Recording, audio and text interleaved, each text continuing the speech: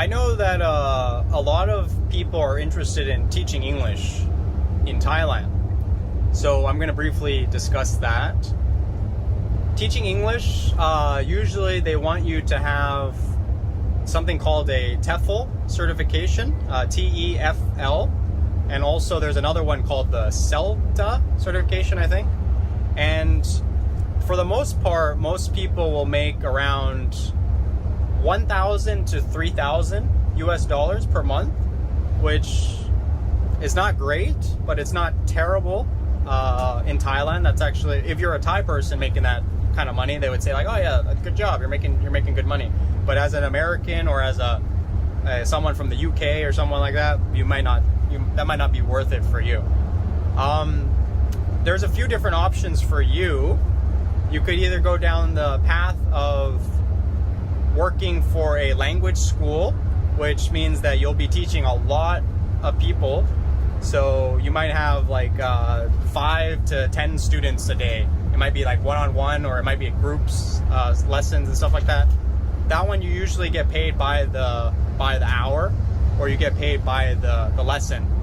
So those language schools, you could usually make anywhere from I would say like 1,000 to 2,000 US dollars approximately. And there's also the other option, which is you work for a government school. And the government schools, they'll also usually pay about like 1 to 3,000 is usually the range that they'll pay. Or you could work for the international schools.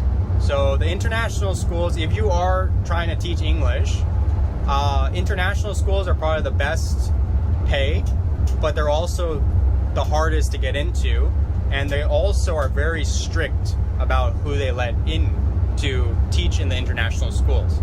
So for example, if you want to teach at a top international school, don't think that you're special, because they have tons of applicants, and there might only be like one position available, and there'll be like hundreds of applicants. So one thing I've noticed with the international schools is they want you to be a native English speaker. So that means like you're from a country like USA, UK, South Africa, I think is now a native, it's considered a country that's native speaker. And they also want you to have a degree, sometimes in English. Yeah, so sometimes they're very strict. They don't even want you to have like a degree in economics or something. They want you to have a degree in English, a bachelor's degree. And of course, you also need the CELTA or TEFL certification. And they might even want you to have a teaching license. So that is just kind of showing you how strict some of these international schools are.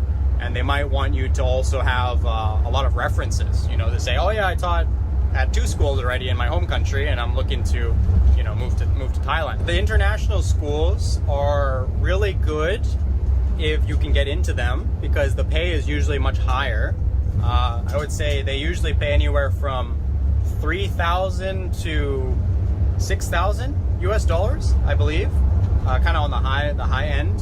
Most likely you won't be making 6,000, but most likely you'll be making like 4,000, somewhere around there. Also, one good thing about the international schools, because I have a friend that teaches at an international school, he said that he's off like 2 months out of the year. I don't know if it's 1 month or 2 months, I forgot, but he has like a really long vacation time, and they pay him for that vacation. So that's pretty nice. I mean, if you're into that kind of like teaching lifestyle and you want like a month off a year that you still get paid, it could be a decent path for you.